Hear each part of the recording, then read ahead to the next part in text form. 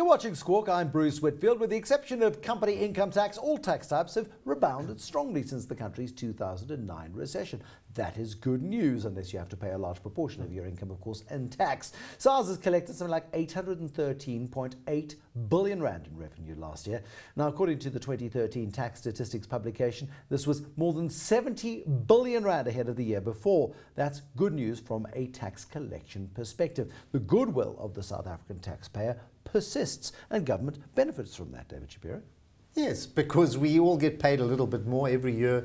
We ask for a little bit more of a rise, so they get their fair share of that as well. So I think we've seen massive increases in wages, and as wages go up, the layoffs haven't been that great. And also, Bruce, if you look at those numbers, a huger portion or a larger portion is coming from the top end of the market, from the richer. They're paying more and more of that money. But of course, as an economy grows, even if we're only at 2%, the 2% is real, so you've got to add inflation to that. Of course, tax revenues are going to go up, especially from the public. Well, it's really interesting. I mean, as individuals, we pay about a third of South Africa's tax, and then VAT is important, of course, and all of those sorts of taxes, and fuel taxes, all of that sort of thing. Corporate taxes, though, are under pressure, and that's hardly surprising. Companies are not reporting the profits they were, and as a result, they're not paying the tax, and that's disappointing. Of course. Well, have a look at the platinum miners. Yeah. We underestimate the size of the platinum industry, of those large companies, Anglo-Plats, Impala-Plats, of the gold mines, of all our mining industry. They came under severe pressure, and they're being put under more pressure because of strike action and various other issues. So, of course, revenues go down, profits go down, no tax. It's simple as that. Can you imagine if Anglo-Plats would have paid full tax if it was at full production and mining where it should be? Of course, it would have improved collections dramatically. But I think it's quite a healthy check and balance, though, to see the level of corporate tax reducing and personal taxes rising, because you can't lean on individuals for great amounts of tax than they're paying as a percentage of what they earn anyway, especially not going into an election year.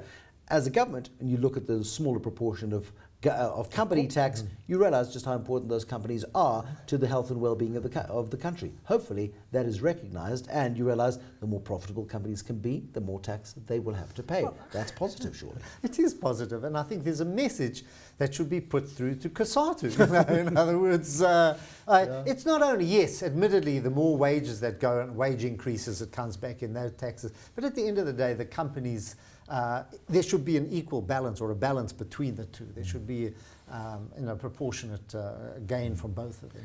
And of course it's hurting. And I think it's going to hurt even more going into the next year. And also, no surprise that Gautengers pay the most tax in South Africa, because more money is earned in this couple of hundred square kilometres that you and I happen to live in. Not that we earn the big bucks, but that this is where the country's tax base is. It's about, what's it, 60% or even something more like that, than that. Yeah. And we look after the Cape Townians, which is... Somebody has to.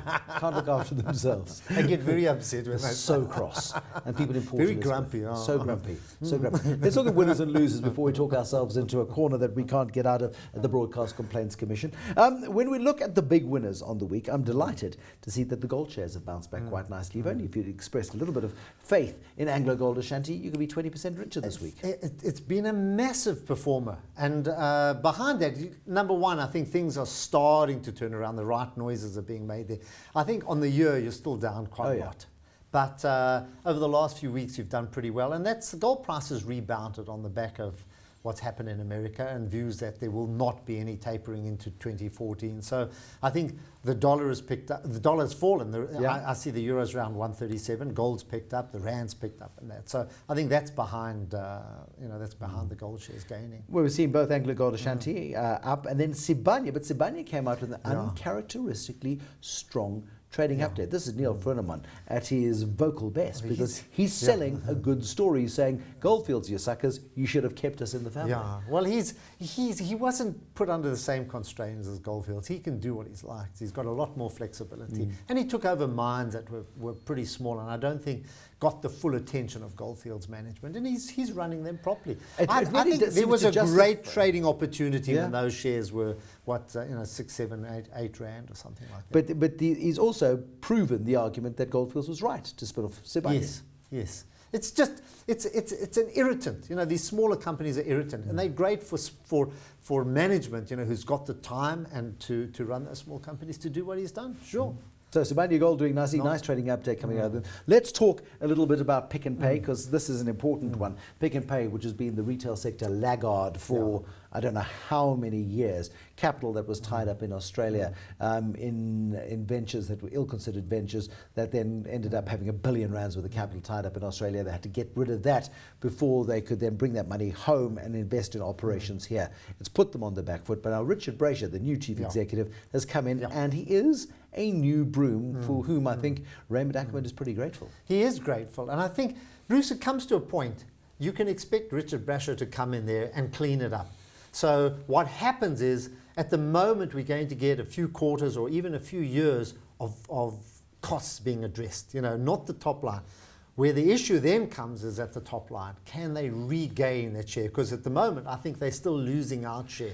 So you can clean up. I can come in, I've said this before on the show, I can come into your house as an accountant and I can stop you spending exactly as Pravin Gordon is doing. Can you come to my house tomorrow, please? And can we have a chat with Mrs. Whitfield? Because that would be very helpful. You can do that. It's in fact a probably very easy task, especially if it's someone from the outside, not part of the Ackerman family. There's no legacy issues in that. But I think at the end, the real test will come whether he can regain share from Woolworths and Shop, and they're not going to give it up easily. But you look at the trading margin of Pick n Pay, it's sitting at 1.1% or something. Woolies is over 6%. Exactly. And the others are in 4 and Yeah. 5%. Their trading margins are far too narrow. They're making far too little profit, probably because their costs are too high and they haven't got their distribution sorted out just yet. Cost as well, and also maybe it's a recovery of fixed costs, you know. And you know, the more you sell, the more you recover fixed costs, and the wider the margins go. Life Healthcare is proving to be a little Jack Russell. It's running hard. Yeah, you know, I've been a holder of this for a long time for clients. Last year did very little. And where are we now? 2013. I've got to think about these things. 2011, a big runner. 2012 did very little, flattened out, and it's now catching up again. But it's a superb operation. And I was happy to see that analysts are still putting it as an outperform even after this run. Why is Sanlam running, but Old Mutual and MMI are not? I don't know. I can't. I've been out for a week or something. Sanlam's sitting at over 55 Rand at one stage. It's pulled back a little bit below that level. These insurers are seen as proxies for the market. If the underlying asset base is growing, along with global markets, as the underlying assets are growing, why is MMI and Old Mutual not responding to those same factors? I've got no, you know, it's again, I've got no real feel for those companies. You do have a feel, however, for Kumba Iron Ore, biggest decliner on the week. What a horrible trading update they had about 2 weeks ago now. Share price was sitting at 480 Rand. It's struggling to hold on to 400. That's a big That's drop. where I bought, that's where when I left to go to New York, they were 480. And you bought I've been I call it like a rabbit in the headlights. I'm not sure what to do. Should I buy? Should I sell? You know, I'm still a little uncertain about probably not a bad time. Now it's probably a bad time to buy now. You know, I think this is an issue that they could get. This is more to do with productivity and running of the company rather than the the underlying business and that. And 410, it looks on the cheap side. It's fallen precipitously. It's like a 20% drop in that. But has it fallen far enough? I think 450 is going to be a level where it will settle. That to me is time to get out. You know, I'm still very cautious of iron ore. If you want iron ore, buy Billiton. You know, they know how to do it properly. And the other operators, it's still a dicky area to be in. Okay, so Kumba Iron Ore, big loser on the week. Datatech also came out with a week trading update, down about 6% on the week. Exaro being pulled lower by Kumba Iron Ore, but not necessarily to the same extent. Exaro seems to be holding up a little bit better. Well, it's got different interests. It's got coal interests, it's got the mineral sands interests, and they're expanding outside of iron ore. I'm still a bit cautious of them. I still think commodity companies are going to feel quite a bit of pressure in the next year to two. Come on, have a bit of fun. We're into almost November. JSE is sitting at 45,000. Does it end higher or lower on the 31st of December than it is now? It'll end higher, but not too much. I would bank my profits now if I was a trader.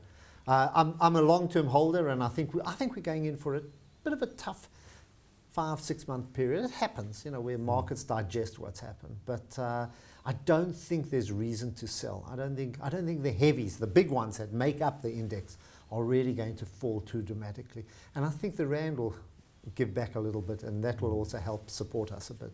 David Shapiro, thanks very much for coming in this evening. My thanks to David Shapiro. Join us again next time as we try to make sense of the world around us. There's so many stories, so many tales, so many perspectives that we give, and we do it here every week on Squawk. From me, Bruce Whitfield, and from David Shapiro with his hair. Good night.